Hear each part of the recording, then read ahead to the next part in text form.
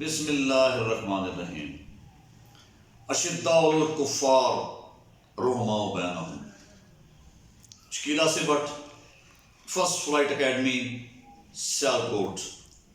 آپ ضرور سبسکرائب کیجئے، لائک کیجئے، بیل آئیکن کو دبانا مت بھولیے۔ اس طرح انشاءاللہ آپ کو خود بخود جو ہے سپونٹینیسلی میری جو بھی باتیں ہوتی ہیں آپ تک رسائی کر جائیں گی۔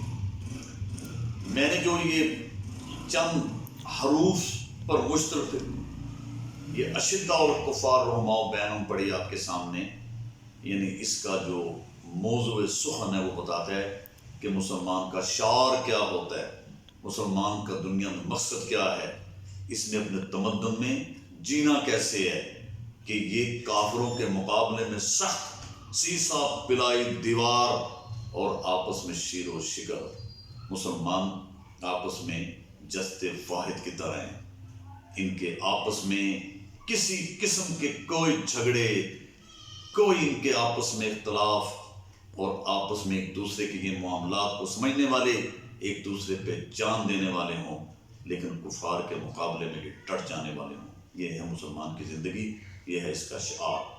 میں آج کل کے حالات کے تناظر میں پوری قوم سے اور حکومت وقت سے میں التماس کرتا ہوں کہ دیکھیے کسی بھی صورت میں آپ اسرائیل کو دامے درمے سخنے کسی کے کہنے پر اسے منظور نہ کیجیے۔ وقتی لحاظ سے بعض اوقات قوموں پر بڑے کٹن مرحلے آتے ہیں اور وہ گزر جاتے ہیں۔ Decision making institutions must be strong to reach to the conclusion. یہ انسان کا موٹو ہونا چاہیے، فیصلے بر وقت اور خوبصورت فیصلے ہونے چاہیے اور ان کے بڑے دورس نتائج ہوتے ہیں۔ میری اصطلاح ہے اس ضمن میں یہ کہ جیسے ہمارے جغرافیائی حالات ہیں، ہمارے اندرونی بیرونی جو حالات ہیں، انڈیا اور یہود و نصارہ کا آپس میں گٹھ جوڑ، وہ اس امر کی گوازی ہے کہ ہمیں آنکھیں کھول لینی چاہیے، ہمیں متحد ہونا چاہیے۔ کسی بھی صورت میں عسکری میدان میں کمپرومائز نہیں کرنا چاہیے۔ پوری دنیا کو دیکھیں، آپ یورپین قوموں کو دیکھیں، وہ کبھی بھی اس پہ کمپرومائز نہیں کرتے۔ ان کی اخلاقیات ان کی عسکری قوت کے زیر سایہ چلتی ہے، اور میں روز یہ کہتا ہوں جس کے پاس طاقت ہے اس کے پاس سب کچھ ہے۔ اور اسرائیل نے ابھی جو شوشہ چھوڑا ہوا ہے اپنی ایکسیپٹنس کا، عرب کے بہت سے ممالک اس کو قبول کر چکے، کچھ قبول کرنے کو ہیں۔ پاکستان کو خدا نہ خواستہ پریشرائز نہ کیا جائے، جیسے کہ ہمارے پرائم منسٹر اعلان کر چکے ہیں۔ ہمیں پورا یقین ہے کہ انشاءاللہ تعالیٰ اس پر قائم و دائم رہیں گے، اور یہ ہمارا موٹیو ہے۔ اور اگر ہم نے خدا نہ خواستہ کسی کے کہنے پر جز وقتی ارباں ڈالر کے اس میں عوض ہم نے یہ فیصلہ کر لیا، تو آنے والی نسلیں جو ہیں وہ بھگتیں گی، اس کا بھگتان کریں گی۔ آپ یہ تاریخ کے اوراق اٹھا کر دیکھیں، اس سے پہلے بہت ہو چکا۔ چنگیز خان اور ہلاکو خان کو جو اللہ نے مسلط کیا تھا، وہ تاریخ نے نہیں مسلط کیا تھا، وہ ہمارے غلط فیصلوں نے مسلط کیا تھا۔ اس وقت بھی جب ہماری معاشی حالت بگڑی تھی، یہی یورپین تمدن آگے آیا تھا، اور انہوں نے وقتی طور پر مسلمان کو معاشی لحاظ سے یعنی مالا مال کر دیا۔ پھر کیا ہوا؟ چند سال نہیں گزرے تھے، وہ خون کی ہولی کھیلی گئی۔ اس کی وجہ یہ ہے کہ مسلمانوں نے جگہ جگہ یہی سازندے، یہی موسیقار بٹھا دیے گئے، عیاش ہو گئے، تلواروں کو زنگ لگ گیا، اور پھر کیا حال ہوا جب عسکری قوت ختم ہو گئی، جب معاشی حالت بڑی بہتر ہوئی، اس کے بعد بالکل ختم ہو گئی، اور مسلمان یعنی یہ بے پا ہو گئے۔ اور یہ دیکھیں پھر کیسے خون کی ہولی چنگیز کا ہلاکو خان نے کھیلی کہ دریا سرخ ہو گیا۔ تو یاد رکھیے، یہ ہمیں کبھی یہ فیصلہ نہیں کرنا کہ ہمیں تاریخ سے سبق سیکھنا چاہیے، خود تاریخ کا حصہ نہیں بن جانا چاہیے۔ میں اس ضمن میں حکومت وقت سے ہائیلی پروفائلڈ جو ہمارے لوگ ہیں، میں ان سے مخاطب ہوں، آئی ریکویسٹ ٹو دیم کہ ہماری قوم کو بیدار کیجیے، اور اس ضمن کے بیچ میں اور اپنی ایک عسکری فوج بنائیے، اور جو بالکل آرمی سے ہٹ کے ہو، آرمی کی مدد کرنے کے لیے ہو۔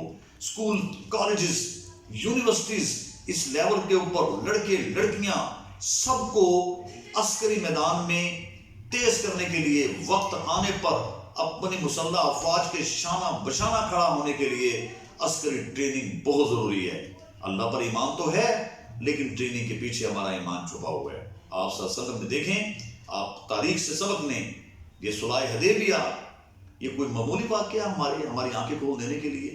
بظاہر تو نظر آ رہا تھا کہ آپ صلی اللہ علیہ وسلم جو ہیں وہ ایسا فیصلہ کرنے ہیں کہ جس سے مسلمان وقتی طور کے اوپر یعنی وہ پستی میں جا رہا ہے، لیکن اللہ کے رسول صلی اللہ علیہ وسلم کی نگاہیں بہت دور دیکھ رہی تھیں، وہ فتح مبین دیکھ رہی تھیں۔ لیکن صحابہ اکرام 1300 صحابہ اکرام کم و بیش جب گھر سے چلے ہیں تو ان کا شعار تھا کہ اپنے ساتھ وہ لڑنے نہیں جا رہے تھے، وہ تو بچھڑے ہوئے تھے اپنے علاقوں سے، وہ تو بیچارے غم فراق میں تل ملا رہے تھے۔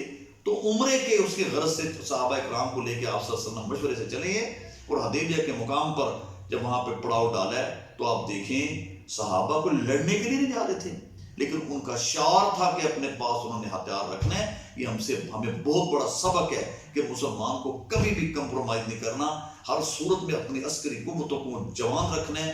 جس زمین کو اہل شہید میسر نہیں آتے وہ زمینیں خدا نخواستہ ختم ہو جایا کرتی ہیں۔ ہمارا right of self determination, plebiscite, no compromise.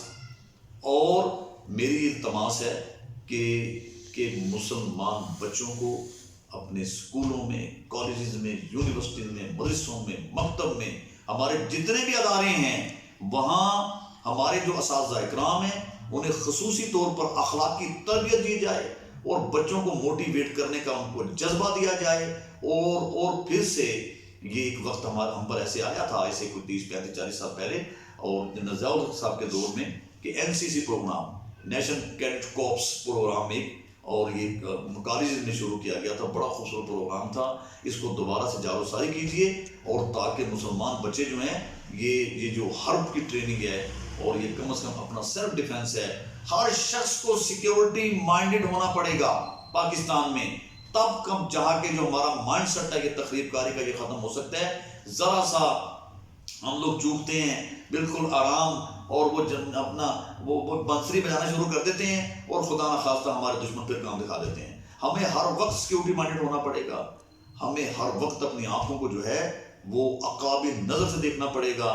اور میں اس سے بس یہی کہوں گا کہ ہمیں اپنے بچوں کو خدا کے لیے فضول خرافات چھوڑ کے اپنے آپ کو یعنی اپنی جوانی کو، اور خدا کرے تیری جوانی رہے بے داغ، حیا نہیں ہے زمانے کی آنکھ میں باقی، خدا کرے تیری جوانی رہے بے داغ، وہی جوان ہے قبیلے کی آنکھ کا تارا، شباب جس کا ہو بے داغ ضرب ہو کاری۔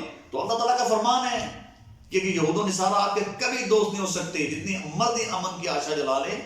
اور ٹھیک ہے خارجہ محاذ پر ہمیں بڑے فیصلے کرنے پڑتے ہیں لیکن کبھی بھی اپنی عسکری قوت سے ہمیں نہیں چونکنا، اور انشاءاللہ تعالیٰ یہ ہمیشہ کے لیے ہمارا ڈیٹرنٹ، اور پوری دنیا کی مسلم دنیا کی مظلوم دنیا کی نظریں پاکستان پر ہوتی ہیں، اور پاکستان انشاءاللہ تعالیٰ ان سب کا محافظ ہے۔